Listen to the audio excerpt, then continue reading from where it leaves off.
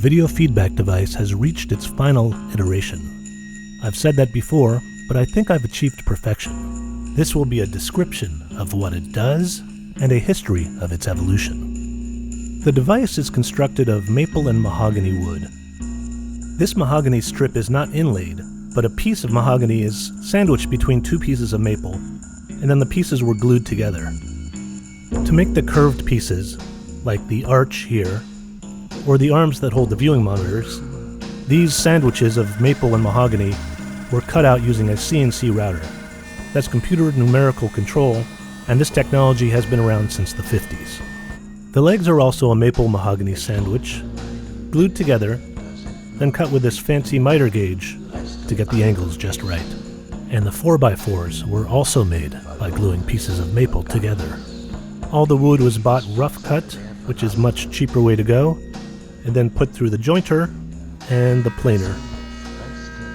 A non-computer controlled router was used to make the dovetails for the box that holds the front rotating monitor.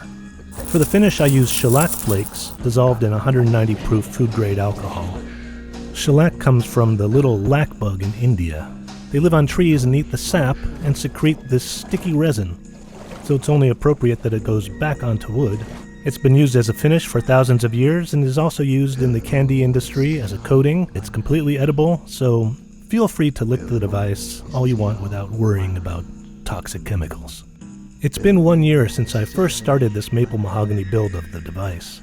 And originally I had wooden dowels going through aluminum tubes. This was an aesthetic improvement over the wooden dowels going through PVC tubing of the previous iterations, but I was never satisfied with the ease of movement of the dowels through the tubes. It just was not smooth enough and tend to be kind of sticky. It also required a lot of lubrication, which could get gooey and gloopy and pretty messy. Recently I replaced the wooden dowels with these hardened anodized aluminum shafts, and I was using these iGlide plastic bearings. There was a huge improvement from before. The movement was just so much smoother, but it wasn't perfect.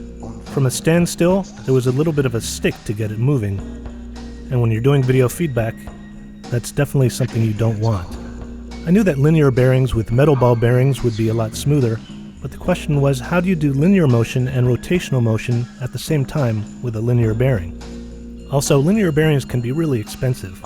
After a lot of experimenting, I came up with an idea, and I found someone on eBay selling a lot of 4 of them, exactly how many I needed, for just $99. These are genuine German Linear Kugellagers. These work by recirculating metal ball bearings along a track. These kind of bearings are always in some kind of housing, but a big industrial housing like this wasn't going to work for me. Without the housing putting just the right amount of pressure around the outside of the bearing, the metal shaft can rotate within the bearing, but not in a very good way, kind of rattles around. With the housing, the shaft moves even better back and forth than without the housing, but the shaft can no longer spin within the bearing. So how was I going to get the metal shaft to rotate and also be able to move back and forth? I came up with the idea of using a rotational bearing around the linear bearing, so the rotational bearing acts as the housing, putting just the right amount of pressure so that the shaft can't spin, but does move very smoothly back and forth. Then the linear bearing spins inside the rotational bearing. Has this ever been done before? There was a small amount of stickiness because the outer seal on the linear bearings made a bit of contact with the metal shaft. I removed these and sanded them down, put them back on, and then the sliding was amazingly smooth, and the rotation was extremely easy. In fact, too easy. Just the weight of this cable to the monitor rotated the shafts. It's nice that they spun so freely, but I would like to be able to let go of the handle and not have anything move. And that's what brings me to what transfers the linear motion of these shafts. In the original iterations of the device, I used a rubber Van de Graaff generator belt to transfer the rotation, and small pieces of PVC tubing with either screws or tape on either side to catch the motion to transfer the linear motion of one rod to the other. This worked, but there was a dead zone, a bit of hesitation when you moved one rod before the other rod started moving.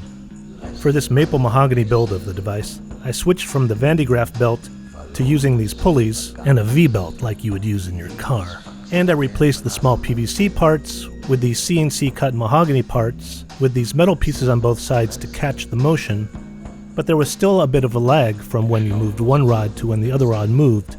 You could reduce the lag by moving these metal parts closer into the wooden donuts here, but the more you did that, the more friction there was, making it harder and harder to turn.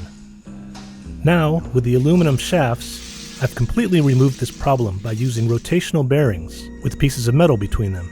Now the shafts can move very freely around and still catch the movement back and forth with zero lag. I have this set up on both the front and the back of the device, and the improvement is amazing. But this brings me back to there's not enough friction, and I fixed that by putting a thicker grease into these rotational bearings. I use this very sticky grease called Neogel. This makes it so it's still very easy to rotate, but there's just the perfect amount of dampening, so when you let go, things don't move on their own. Also, to help with the wires going to this monitor rotating things, I swapped out the heavy control module cable with enamel wires, 10 enamel wires, twisted together. The camera mounts have also been updated, and instead of being made of wood, they're sleeker, made of aluminum. And there's play in the mounting holes, so that the mount can be slid up and down on the shaft, and the camera can be slid left and right on the mount, so that the center of the lens can be lined up exactly with the center of the shaft. The cameras are also hardwired for power, so batteries going dead are not an issue. I'm using the A7S III now on the left side with much improved autofocus. The older A7 III with worse autofocus is still on the right side, but maybe one day that'll change? It's important to be able to change the relative rotation of the cameras to each other. For instance, to be able to have one camera at 90 degrees while the other one is at 180 degrees. These V-belts are designed not to slip within the grooves of the pulley. Actually, they're called sheaves. And that would make it very hard to change the relative rotation of the cameras. But by putting a little bit of grease on the belt, it is possible to rotate one shaft while keeping the other one still, so the rotation of one camera can change while the other one does not move. But you might be thinking, what does this thing do? This creates extremely controlled video feedback. Video feedback is what happens when you point a camera at a monitor displaying what the camera is seeing. This is like audio feedback, where a microphone picks up the sound the speaker is making in very quick cycles, creating a screeching sound. The video feedback is the same thing, except instead of creating sound, it creates light. I started experimenting with video feedback in college in 1988. I put a camera on a tripod, pointed it at my TV screen, and played around with the hue and contrast, saturation, brightness knobs. And you do need to have these knobs to do video feedback, otherwise there's just no controlling it. Even older cathode ray tube standard definition televisions stopped using these analog knobs sometime around the 90s, and to control these functions like brightness and contrast, you would use the menu, which doesn't work for video feedback because you really need your hands on these knobs, plus the menu would come up and interfere with the feedback. And so when I worked at a guest house in 2003 on Cape Cod, and the room I was staying in did have an old TV with these knobs, I thought, I can make some video feedback. But how can I control the camera much more precisely than just putting it on a tripod? And I came up with this idea of mounting the camera on a rod going through a tube. But I always thought it would be great to have the knobs up front where you can move the camera and also control the knobs at the same time. And years later I wanted to do this in HD, but it's really hard to find HD screens that have analog knobs.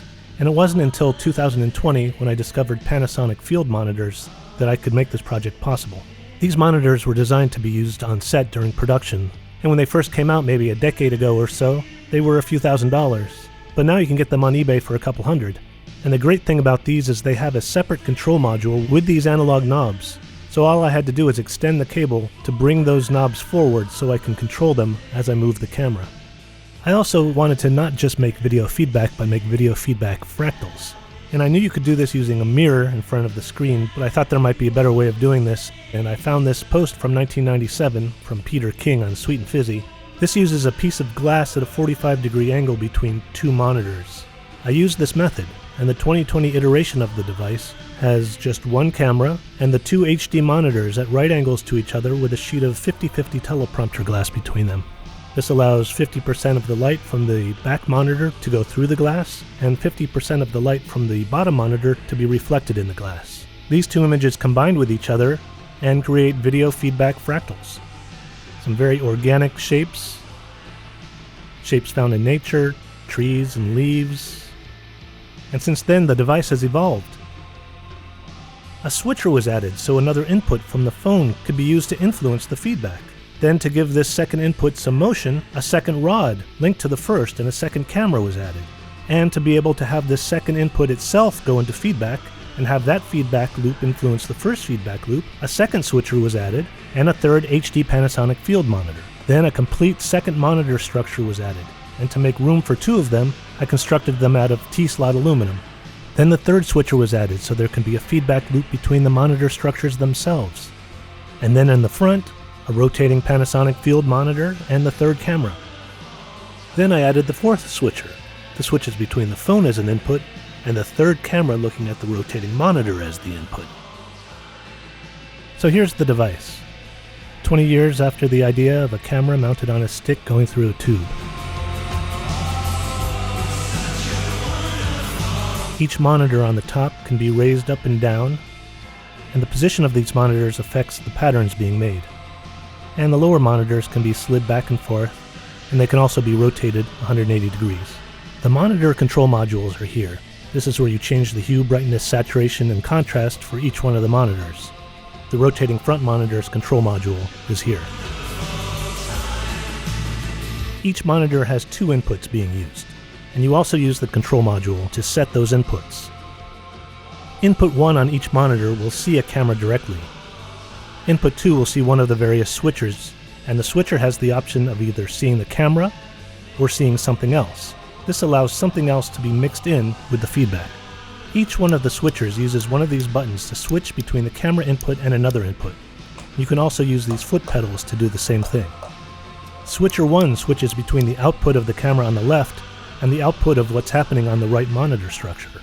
Switcher 2 switches between the output of the camera on the right and the output of switcher 3. Switcher 3 switches between the output of what's happening on the left monitor structure and the output of switcher 4. And switcher 4 switches between the output of the phone and the output of the front camera, which is looking at the rotating monitor. As you might imagine, there are a lot of wires, converters, splitters, power cords, making this all happen. And that's all hidden inside the platform. And the maple slats can be removed and the two halves of the platform folded up with everything remaining connected, so things don't have to be rewired when the device is moved from place to place. So you might not have caught this, but in all these permutations and combinations, there's a setting where the output of the monitor structure on the left is seen on the monitor structure on the right, and the output of the monitor structure on the right is seen on the monitor structure on the left. And this creates a feedback loop between both monitor structures, creating a sort of an infinite within the infinite. I can demonstrate a very simple version of this by turning down the lower monitors and putting the device in this configuration, and here you see what I'm doing on the right side can be seen on the left side, and what I'm doing on the left side can be seen on the right side. But things can be made even more complicated.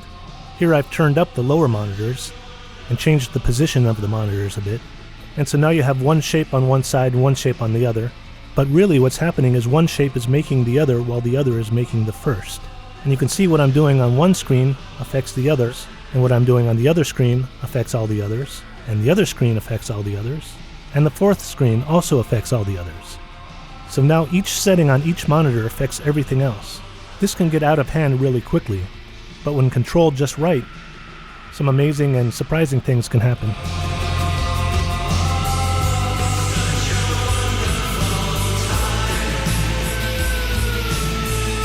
And so I kind of lied when I said that this is finished, because someday I would like to have this all done in 4K, because just like going from standard definition to HD was an amazing jump, the intricacy of the patterns going from HD to 4K I think would be just as amazing. Unfortunately, it's just not possible to do this in 4K, because you need monitors with those knobs, and there really aren't 4K monitors with analog knobs. If someone knows where to find something like this, let me know.